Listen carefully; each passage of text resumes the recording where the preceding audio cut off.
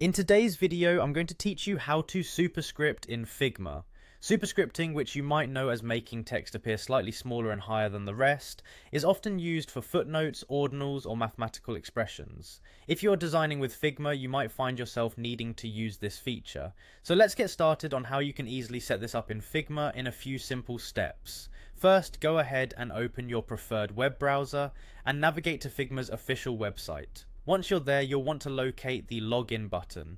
It's typically at the top right corner of the home page, inviting you to access your account. Click on it and proceed to enter your login credentials. If your credentials are already saved, you might be able to log in with just a click. Once you've logged in, you'll be directed to the Figma homepage. This is where all your recent projects will be easily accessible. From here, select the design file you wish to work with by clicking on the Design tab.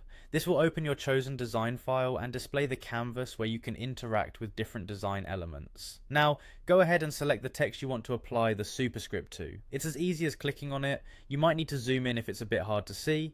Once your text is selected, you'll notice a range of options appearing at the right side of your screen. One of them will be typography. You'll want to click on typography to open a drop down with additional settings. Here's where things get interesting.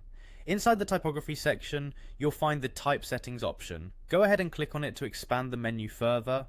As you click through, you're progressively narrowing down to the specific feature we're targeting, superscripting.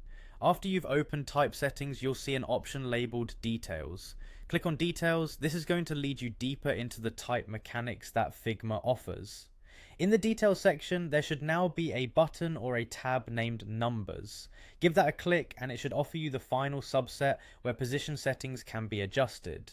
Head over to the position option within the numbers settings you just opened. This is precisely where you'll find the superscript function. Click superscript and you'll see your selected text change immediately to a smaller size sitting a bit higher than the baseline.